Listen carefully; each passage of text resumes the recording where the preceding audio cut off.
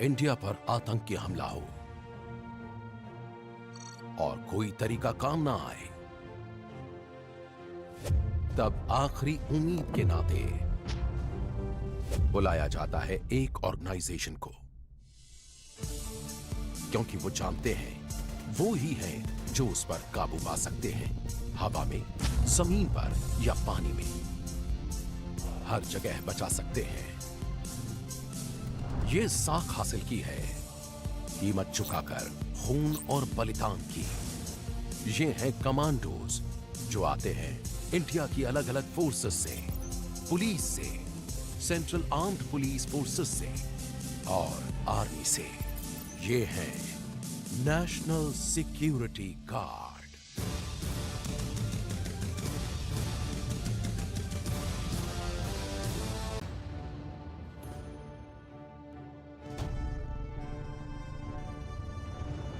NSG campus से निकले हैं इंडिया के कुछ सबसे शानदार हीरोज, ब्लैक कैट कमांडोज, जिन्होंने लोहा लिया आतंक से देश भर में जंग के कई मैदानों में।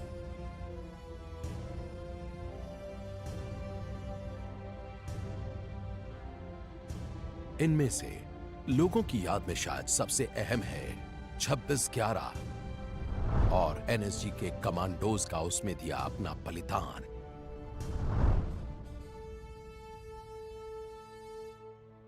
उनकी विरासत को एनएसजी ने आज तक सहेजा हुआ है। ये सोफा जिसे मुंबई के उस ताज होटल से लाया गया था जहां हुई थी 26/11 की सबसे खतरनाक जंग। नेशनल सिक्योरिटी गार्ड में नए नए आए प्रसन्नजीत तोमर खामोश खड़े हैं उस जंग की गोलियों से छलनी यादगार के सामने।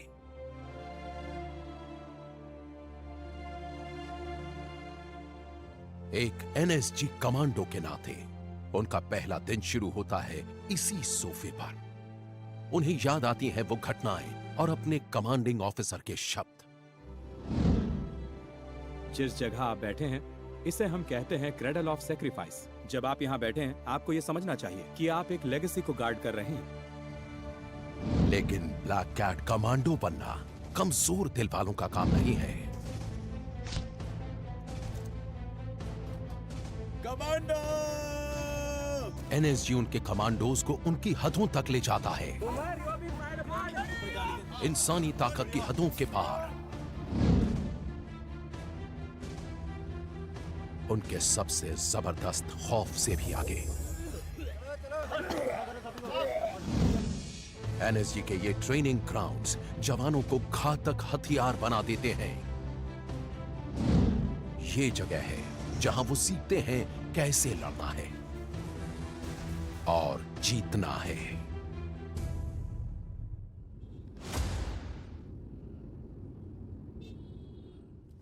कि एनएसजी में आना कितना कॉम्पिटिटिव होता है।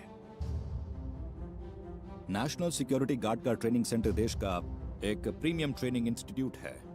ये उन कई प्रोबेशनर्स को ट्रेन करने के लिए बनाया गया है जो इंडियन आर्मी और तमाम सेंट्रल आर्म्ड पुलिस फोर्सेस से नेशनल सिक्योरिटी गार्ड में इंडक्शन के लिए जाते हैं। एनएसजी के फिजिकल स्टैंडर्ड्स तय होते हैं, इन्हें क्लियर करके ही आप एनएसजी का हिस्सा बन सकते हैं। सभी एक साथ। मैं सच कहूं तो मुझे पता नहीं था कि मैं ये कर पाऊंगा, लेकिन मैंने कर दिखाया। फिजिकल टेस्ट्स के साथ ही हथियार चलाने में भी माहिर होना जरूरी है। स्क्रीनिंग टेस्ट में मुझे इंसास दी गई और 25 मीटर दूर से इसे चलाया। स्क्रीनिंग टेस्ट में मैंने 3 सेंटीमीटर का ग्रुप बनाया था। तोमर ने अच्छे ग्रेड पाए। कोर्स से पहले एक फिल्ट्रेशन या एक स्क्रीनिंग टेस्ट लिया जाता है यहाँ पर, और बहुत से कमांडोज जो इसे ही पास नहीं कर पाते इस स्क्रीनिंग टेस्ट को, अफसोस हमें उन्हें वापस भेजना पड़ता है। एनएसजी वो फोर्स है जो खास तौर पर आतंकवाद का मुकाबला करती है, हर तरीका इस्तेमाल करते हुए। नेशनल सिक्योरिटी गार्ड हेडक्वार्टर्स में सबसे सीनियर ऑफिसर होते हैं डायरेक्टर जनरल। एनएसजी इंडिया की एक premier urban anti terror force है, इसलिए हमें ऐसे ऑपरेशंस के लिए बुलाया जाता है जो बहुत ही क्रिटिकल होते हैं। एक एंटी टेरर फोर्स के नाते एनएसजी का मुख्य काम है आतंक से निपटना, हर तरह के आतंक से। इसलिए आमतौर पर हमें फोर्स की आखिरी उम्मीद के तौर पर बुलाया जाता है और हम एक फेडरल कंटिजेंसी फोर्स कहे जाते हैं। इसलिए हमसे ऐसे ऑपरेशंस की उम्मीद होती है जो बहुत ही ज्यादा सीरियस होते हैं, जिनसे देश की सुरक्षा को गंभीर खतरा हो सकता है। मानेसर में एनएसजी कैंपस करीब 1600 एकड़ में फैला हुआ है। इसके बहुत सारे ट्रेनिंग ग्राउंड्स में आतंक का मुकाबला करने की तरकीबें सिखाई जाती हैं, उन्हें पक्का किया जाता है। नई सोच के ये कमांडोज उन ज्यादातर इक्विपमेंट्स के बिना ट्रेनिंग लेते हैं जो दूसरे कमांडोज इस्तेमाल करते हैं। जिन बिल्डिंग्स में दाखिल होने का कोई सीधा तरीका ना बचे तो ये पार्कर तकनीक काम में लाते हैं। एनएसजी सिर्फ यहाँ मानेसर में ही बेस्ड नहीं है, इसके रीजनल हब्स पूरे देश में हैं। इंडिया में कहीं भी किसी भी अनहोनी से फौरन निपटा जा सकता है। नेशनल सिक्योरिटी गार्ड अलग अलग जगह होते हुए भी एक चुस्त दुरुस्त फोर्स है।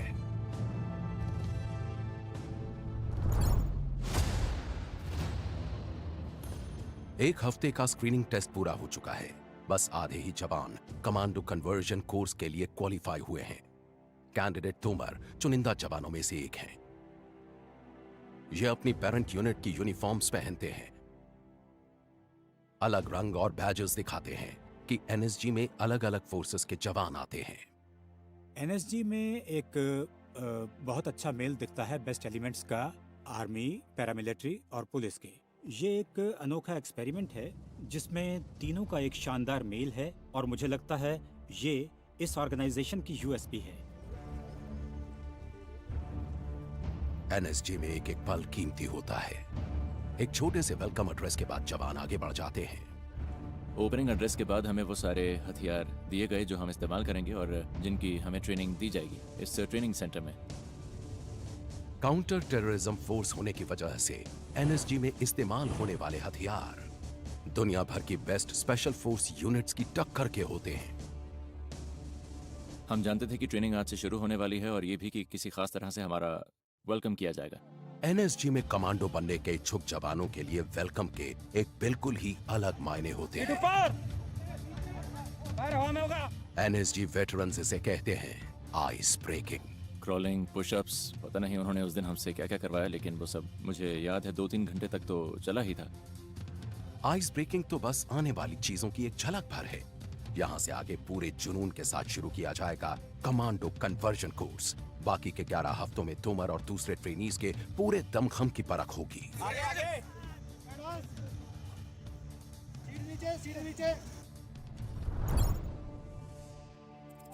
एनएसजी को 3 मेन पिलर्स में बांटा गया है।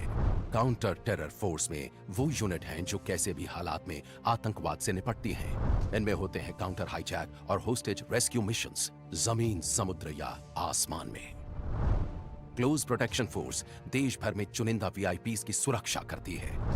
तीसरा पिलर है state of the art bomb detection and disposal squad और national bomb data centre. NSG के सभी ऑपरेशंस जोखिम भरे होते हैं। क्लोज प्रोटेक्शन फोर्स का काम भी ऐसा ही है।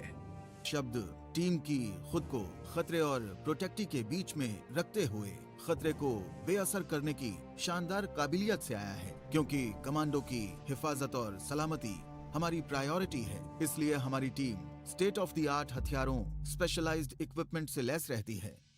हम लगातार अपनी परफॉर्मेंस को बढ़ाने और आने वाले किसी भी संभावित खतरे को देखते हुए एक कदम आगे रहने पर ध्यान देते हैं।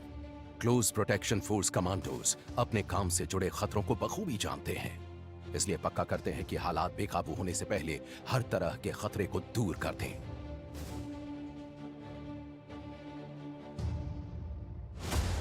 ये जवान 12 हफ्ते का कड़ा कमांडो कन्वर्जन कोर्स झेल चुके हैं और अब एनएसजी के अलग अलग विभागों में इंडक्शन के लिए तैयार हैं। तोमर को प्रीमियर काउंटर टेरर यूनिट्स में से एक मिली है। इस यूनिट को 3 अशोक चक्र मिल चुके हैं। ये पीस टाइम का सबसे बड़ा गैलेंट्री अवार्ड होता है, इसलिए मैंने इसे चुना और किस्मत से ये मुझे मिल भी गया। आप लोगों का स्वागत करता हूं। आप लोग यहाँ पर ओरिएंटेशन ट्रेनिंग के लिए आए हैं। काउंटर टेररिज्म यूनिट ट्रेनिंग के आने वाले 6 हफ्ते गुजरे 3 हफ्तों को बाएं हाथ का खेल जैसा साबित कर देंगे। अभी आप एक स्पेशलिस्ट यूनिट में आ रहे हैं। इस देश का इलीट काउंटर टेरर यूनिट है। हमारा इतिहास खून से लिखा हुआ है और आज इस ट्रेनिंग करने के बाद जब आप ब्लैक इन होंगे तो आप उस विरासत, उस लेगेसी के कस्टडियन होंगे। इसके लिए आप लोगों से एक्सपेक्टेशन है कि आप यहाँ पर आपके दाएं बैठे हुए उस्ताद जो सिखाएंगे उसको बहुत लगन से, बहुत मेहनत से सीखेंगे।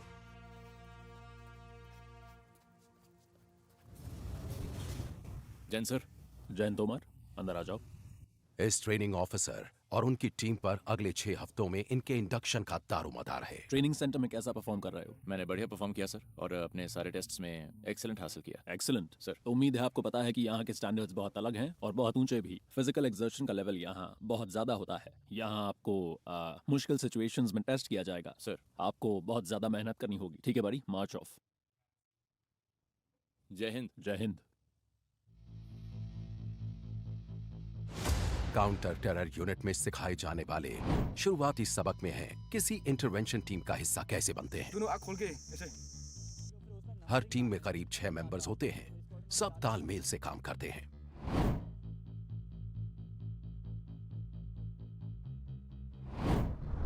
किसी भी काउंटर टेरर फोर्स का पहला बिल्डिंग ब्लॉक होती है एक इंटरवेंशन टीम।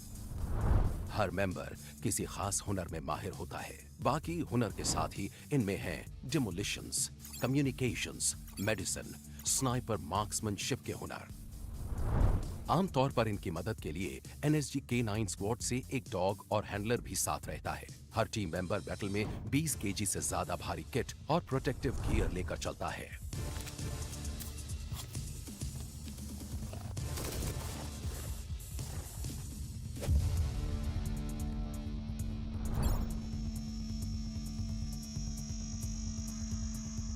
पहले हफ्ते में इंडक्टीज से कई तरह की इंटरवेंशन सिमुलेशन ड्रिल कराई जाती हैं।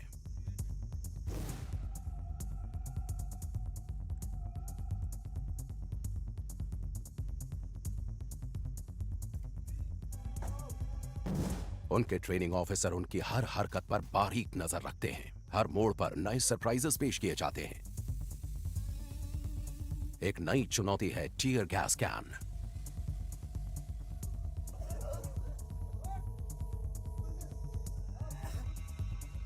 टीयर गैस आंखों में तेज जलन पैदा करती है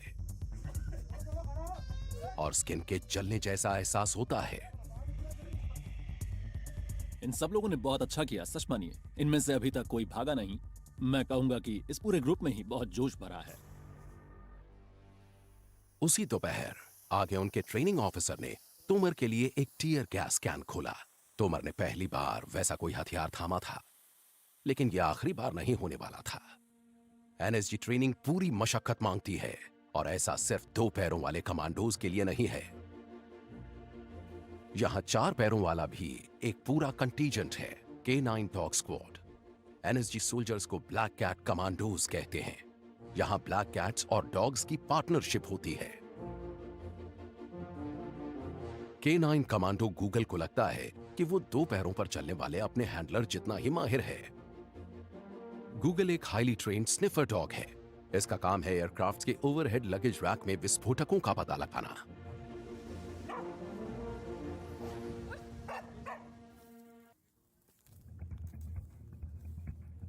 लेकिन ऑपरेशंस में जाते वक्त एनएसजी की पहली पसंद होता है ये बेल्जियन मैलिनोआ। ये है द्रोना K9 डॉग स्क्वाड का स्टार कमांडो।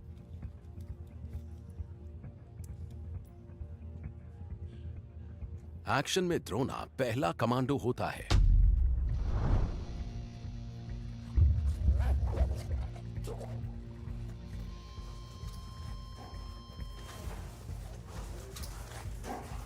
आज द्रोना K9 स्क्वाड में सीनियर है और इंसानों की तरह अपनी कमांडो स्किल्स को बेहतर बनाने के लिए टेक्नोलॉजी का इस्तेमाल करता है।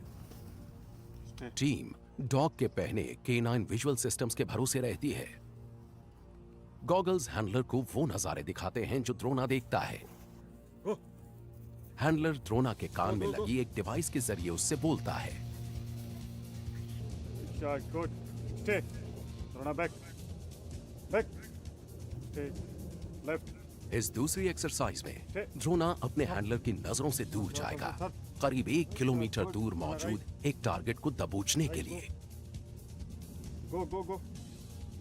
ड्रोना फुल पैकेज है एनएसजी के सबसे शानदार हथियारों के बीच।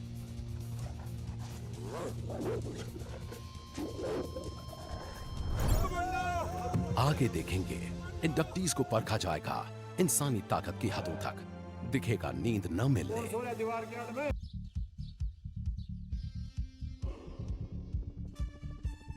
नेशनल सिक्योरिटी गार्ड के दूर तक फैले ट्रेनिंग ग्राउंड्स में कमांडोज काउंटर टेररिज्म टैक्टिक्स को निखारते हैं। इंडिया में सिर्फ एनएसजी के पास है काउंटर हाईजैक फोर्स। इनके कमांडोज कैंपस में मौजूद एयरक्राफ्ट के साथ हाईजैक के हालात की प्रैक्टिस करते हैं। टाइमिंग सबसे अहम है। FIT move, MIT move, closure over. असल ऑपरेशन में ये जिंदगी और मौत का फैसला कर सकता है। MIT गो। कामयाबी मिलती है बेहद सटीक तालमेल से, वही सबसे अहम है।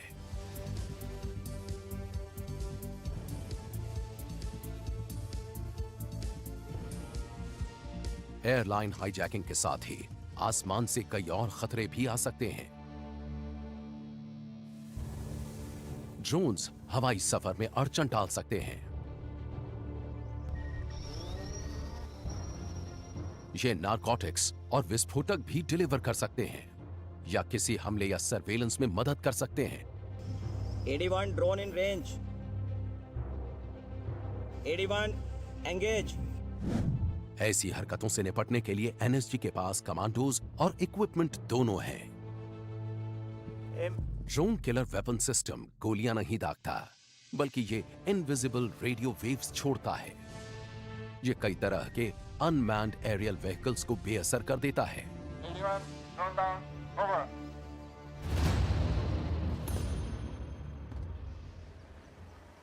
एनएसजी के सीनियर ऑफिसर्स फोर्स की तकनीकी तैयारी पर लगातार नजर बनाए रखते हैं। ये पक्का करते हैं कि काउंटर टेरर एक्टिविटीज के लिए सही किट साथ में हो। एनएसजी ऐसे ऑपरेशंस करता है जिनमें खास तरह के हथियार, खास इक्विपमेंट और खास प्रोटेक्टिव गियर चाहिए होते हैं। इसलिए बहुत जरूरी होता है कि हम अपने इक्विपमेंट को लगातार अपडेट करते रहें। आज एनएसजी तमाम तरह के हालात के लिहाज से पूरी तरह से लैस और तैयार है। खास तो हमेशा मशीन के पीछे मौजूद इंसान ही होता है, लेकिन इक्विपमेंट भी बहुत अहम रोल प्ले करते हैं। एक नैनो सेकंड जितना फर्क भी जंग के दौरान जिंदगी और मौत का फैसला कर सकती है। तो कमांडो के पास सबसे बेहतरीन इक्विपमेंट हो तो ऑपरेशन में उनकी कामयाबी के आसार बढ़ जाते हैं, उनकी हिम्मत बढ़ जाती है, लड़ने की उनकी काबिलियत बहुत बढ़ जाती है। इसलिए जब वो लड़ने जाते हैं तो उनके पास जरूरत की हर चीज रहनी चाहिए। उन्हें कभी भी किसी चीज की कमी महसूस नहीं होनी चाहिए। एनएसजी काउंटर टेररिज्म फोर्स में इंडक्शन ट्रेनिंग पूरे जोरों पर है। ट्रेनर्स पसीना सूखने नहीं दे रहे। इस एक्सरसाइज का मकसद था आपका फिजिकल और मेंटल दोनों टेस्ट लेना। इंडक्टीज के सामने पहली चुनौती है 48 घंटे के फिजिकल और मेंटल स्ट्रेस से गुजरना, वो भी बिना रुके। उन्हें पूरे दिन कई तरह के टास्क दिए गए,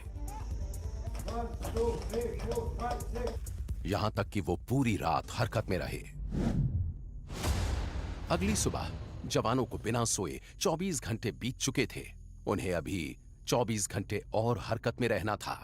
थके होने के बावजूद मेरे अंदर हमारे अगले टास्क को लेकर जोश था, स्नाइपर राइफल फायर करना। लेकिन हमारे ट्रेनर्स को हमें तनाव में रखना था, इसलिए हमारे फायर करने से पहले उन्होंने हमसे 30 नकल पुशअप्स कराए। खड़े हो जाइए। मैं जिंदगी में पहली बार एक स्नाइपर राइफल चलाने वाला था। रिटेन लाइन पोजीशन, मैं चाहता था निशाना ठीक लगे। टेल भर। लेकिन पुशअप्स के बाद मेरी सांस अब भी फूली हुई थी। हाथ थोड़ा भी हिला तो निशाना नहीं लगेगा और टारगेट्स काफी दूर होते हैं। यहां पर हमारा टारगेट था 400 मीटर की दूरी पर।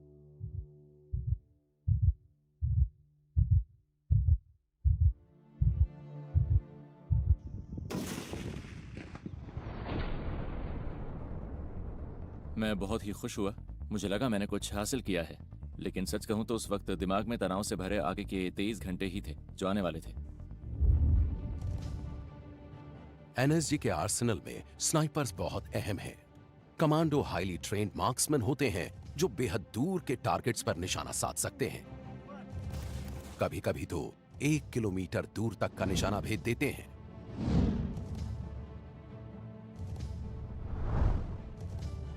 एनएसजी में state of the art shooting ranges commandos को अचूक निशानेबाज बना देती हैं। एनएसजी में टारगेट्स का मतलब है किसी होस्टेज के पीछे छुपा आतंकवादी। हैरानी की बात नहीं कि एनएसजी को जीरो एरर फोर्स कहा जाता है। इस बीच इंडक्टीज 48 घंटे के स्ट्रेस टेस्ट से गुजरना जारी रखे हुए हैं। आप आगे चले जाओ, आगे चले जाओ। दूसरे दिन की दोपहर से पहले वो 40 डिग्री से ज्यादा के तापमान में टायर्स को पलट रहे हैं। मुझे याद नहीं उस टायर का वजन कितना था, लेकिन रात भर जागने के बाद करीब 800 मीटर तक उसे पलटते जाने में जान निकल गई। बदली करो, साहब की बदली, साहब आप आगे हो जाओ। ये सोचकर और पसीना आ रहा था कि अभी 20 घंटे की कसरत और आगे है। निकलो, आगे निकलो। लेकिन ऐसे पलों में सबसे अच्छा होता है कि अगले टास्क पर ध्यान दिया जाए, न कि अपने आप को डिस्ट्रैक्ट किया जाए। शाम होने पर जवानों को एक छोटा सा ब्रेक दिया गया।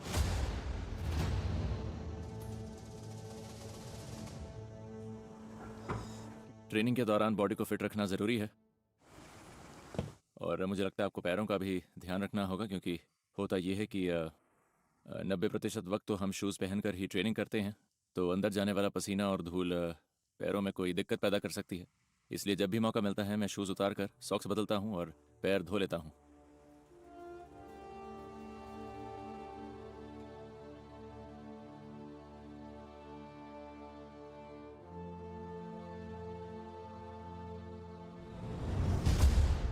इंसान की बॉडी किसी जादू से कम नहीं, इसे हद तक ले जाकर हैरत अंगेज काम किए जा सकते हैं। दूसरी रात तक हम बहुत थक चुके थे, लेकिन तब भी सब पूरी कोशिश कर रहे थे। सच कहूं तो दिमाग में वो यादें रह रहकर उभरती हैं। ज्यादातर चीजें तो याद ही नहीं रही। जी सर।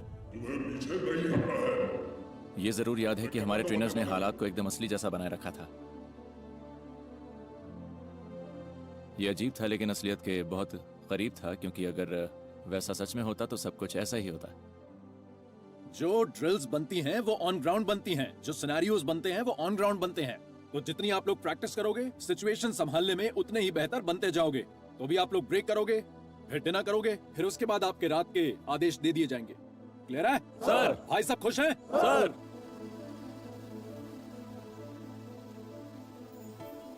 अगर आप ऐसे हालात में होते हैं तो ऐसे ख्याल आपको दिमाग में आ ही जाते हैं। आपका ब्रेकिंग पॉइंट क्या है? लिमिट कितनी है? हार मान गए? मुझे लगता है एक कमांडो बनने के लिए जरूरी है कि इन ख्यालों को दूर रखा जाए, ताकि आप एक फाइटर बन सकें। अब हम इन्हें उस फेज से गुजारेंगे जिसे कहते हैं स्ट्रेस आवर्स। मेन मकसद होता है इनको सोने ना देना। इनको जो भी थोड़ा बहुत वक्त मिलता है उसमें ये अपना डिनर कर सकते हैं, थोड़ा सुस्ता सकते हैं। इस टाइम में वो चाहें तो आराम कर सकते हैं या 5-10 मिनट की नींद ले सकते हैं। कौन सो रहा है दीवार के आड़ में?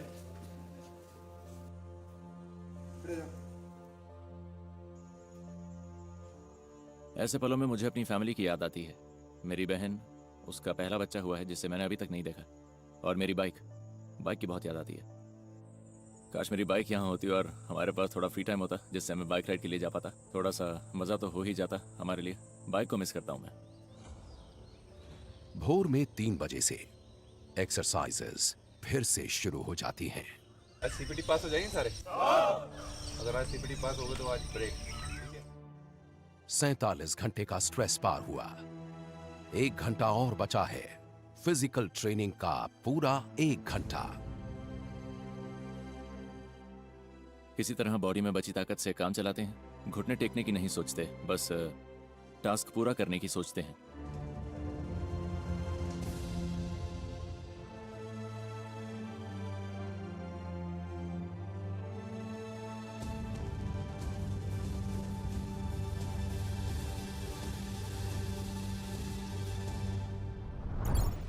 आगे देखेंगे कैसे जवान अपनी आखिरी बाधा तक पहुंचे।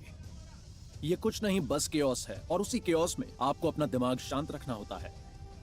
जान निकल रही थी। मैं धरती को मतलब जमीन को पीट रहा था, नखूनों से जमीन को पाट रहा था मैं। नेशनल सिक्योरिटी गार्ड ने ऑपरेशंस में खुद को साबित किया है, लगातार, बार बार। कामयाबी की ये राह आसान नहीं रही है। देश हम पर भरोसा कर सकता है क्योंकि जब भी एनएसजी को तलब किया गया है हमने कामयाबी दिलाई है, और जरूरत पड़ने पर एनएसजी फुर्ती से मौके पर पहुंचकर पूरी ताकत से सर्जिकल पंच लगाएगी। एनएसजी का पूरा ओरिएंटेशन हर वक्त तैयार रहने को लेकर होता है। इस वक्त भी इस देश में ऐसी 8 टीमें हैं जो 30 मिनट से कम वक्त में हरकत में आ सकती हैं। इसलिए एनएसजी का विजन है वर्ल्ड क्लास होना, क्योंकि एक जीरो एरर फोर्स कभी चूकती नहीं है। NSG counter terror force unit induction training के बस 2 हफ्ते और बचे हैं, लेकिन अब भी चढ़ने को कई पहाड़ हैं। ये बेसिकली रॉक क्राफ्ट है। ये जो सामने नेचुरल वॉल फेसेस हैं, ये करीब 100 से 120 फीट ऊंचे हैं। तो ये जवानों को एक नेचुरल फील देता है इस रॉक क्राफ्ट पर प्रैक्टिस करने की। कमांडो ट्रेनिंग लेने की इच्छा होने की वजहों में से एक वो तमाम स्किल्स हैं जो हम एनएसजी में सीखते हैं। मैं पहले क्लाइंबिंग कर चुका हूं, लेकिन यहाँ की कंडीशंस अलग हैं।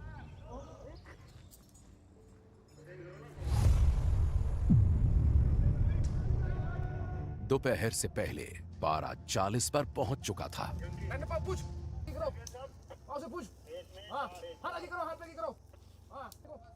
जून की गर्मी और जबरदस्त उमस।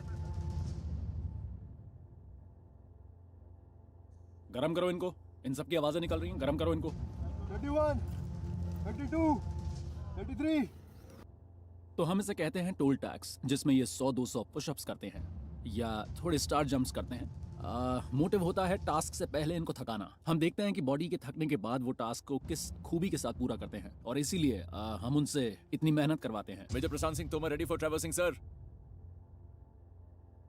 वो टोल टैक्स का टास्क मुश्किल था। एक्सरसाइज के बीच में अचानक लगता है जैसे हाथों में दम नहीं बचा, लेकिन बीच में लटके हों तो कोई रास्ता नहीं बचता, दूसरी तरफ तो पहुंचना ही होता है। चलो छोड़ो हाथ, चलाओ कमांडो जरा। कमांडो छोड़। कमांडो। आप देख सकते हैं ये टास्क कितने दम निकालने वाले होते हैं। उसके फेस से दिखता है कि वो थका हुआ है बेचारा। गॉड नोज अब तक कितने पुशअप्स कर चुका होगा। और बॉडी के थकने के बाद जब उनसे टास्क करवाया जाता है तब बनता है एक ब्लैक कैट।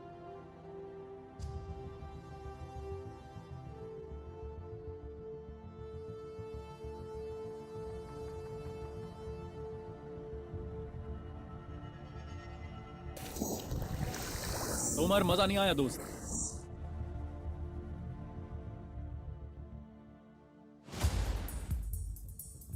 एनएसजी में कई यूनिट्स हैं। इनमें बॉम्ब स्क्वाड एक खास यूनिट है। इस पर देश में बम विस्फोट की तमाम घटनाओं की मॉनिटरिंग, रिकॉर्डिंग और जांच की जिम्मेदारी होती है। बॉम्ब स्क्वाड कमांडोज का काम मुश्किल होता है। हालांकि वो प्रोटेक्टिव सूट पहनते हैं, पर किसी विस्फोटक के पास जाना कोई आसान बात नहीं है। उन्हें विस्फोटक को खुद उठाकर कंटेनमेंट चैम्बर में रखना होता है।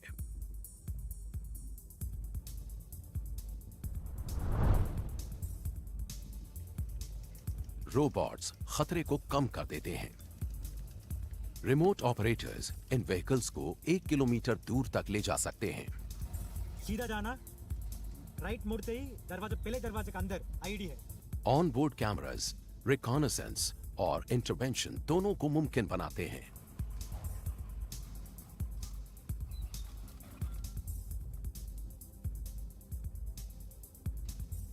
व्हीकल भले ही छोटा है, लेकिन इसमें ताकत जबरदस्त है। फायर।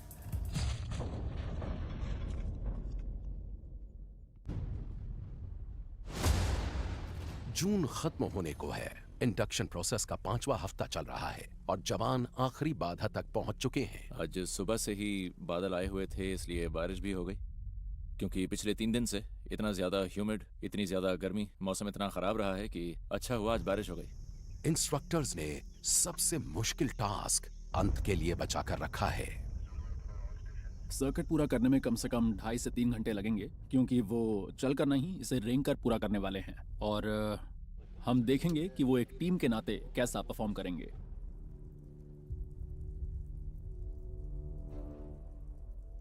एनएसजी में आने वाले ट्रेनी से हमें उम्मीद होती है बहुत ऊंचे दर्जे की फिजिकल फिटनेस की और बहुत ऊंचे दर्जे के फायरिंग स्किल्स की। तो हम उन्हें उनके एनएसजी में आने के वक्त से 2-3 पायदान तक ऊपर ले जाते हैं। इससे आखिर में हमें बहुत ही एफिशिएंट कमांडो हासिल होता है जो ड्यूटी के दौरान हर चैलेंज को पार कर सकता है। तोमर और उनकी टीम का सामना उस दिन जिस चुनौती से हुआ था वो उसे कभी भूल नहीं पाएंगे।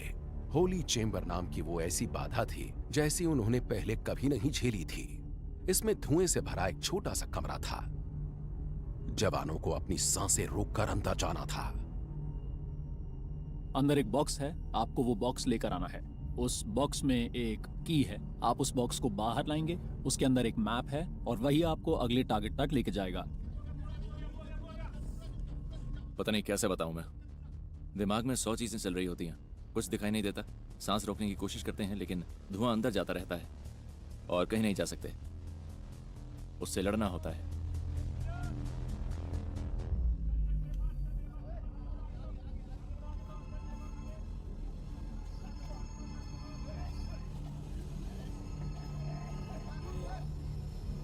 ये चैम्बर में घुसे कोई चमक नहीं रहा था।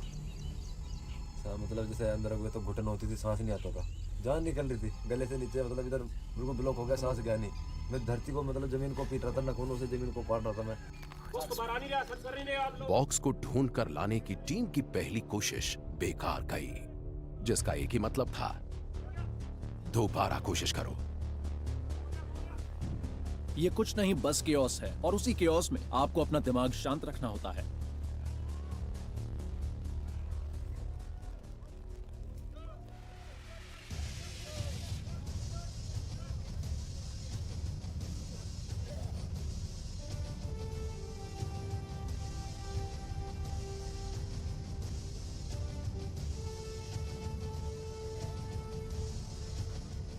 बॉक्स को ढूंढना अब तक का सबसे मुश्किल टास्क था।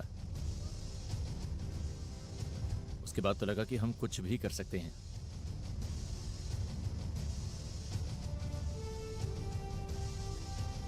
हम 6 लोगों का कोई मुकाबला नहीं था।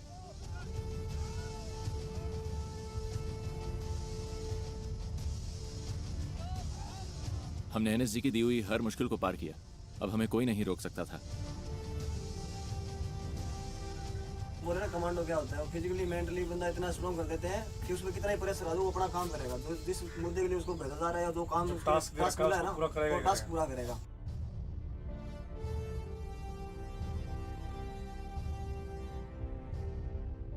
मेरे लिए बहुत ही फख्र की बात है क्योंकि मैंने इनको पुश किया है इनकी हदों से पार और ये जानने की कोशिश की कि ये कितना आगे जा सकते हैं।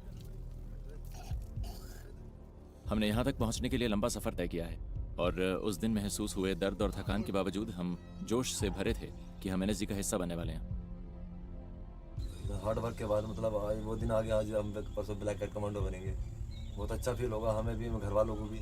ये बीते 5 हफ्ते एनएसजी के सबसे मुश्किल हफ्ते रहे और मुझे लगता है कि जितना भी टाइम हम सब एनएसजी में यहाँ पर रहेंगे, ये 6 के 6 बंदे हमेशा साथ रहेंगे।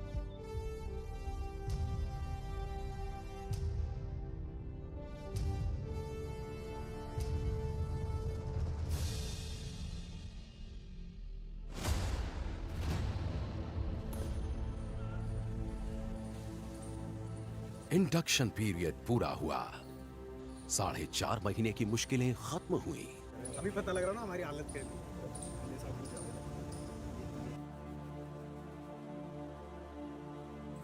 ये ब्लैकनिंग सेरेमनी की सुबह है।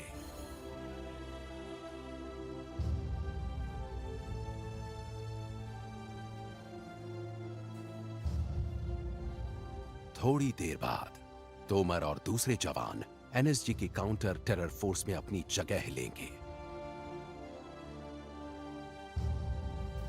ब्लैक पहनना एक बहुत ही गजब का एहसास था।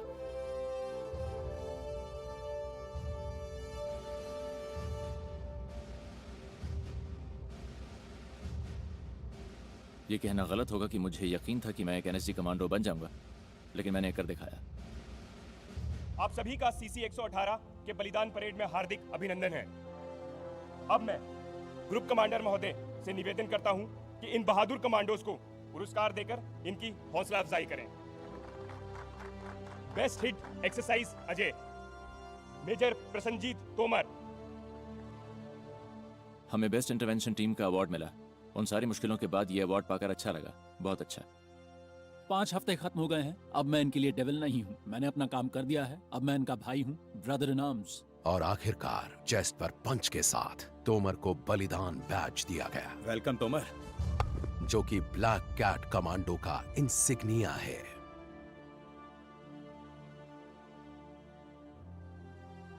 सेरेमनी के बाद हमें पहली बार ऑफिसर्स मेस में ले जाया गया।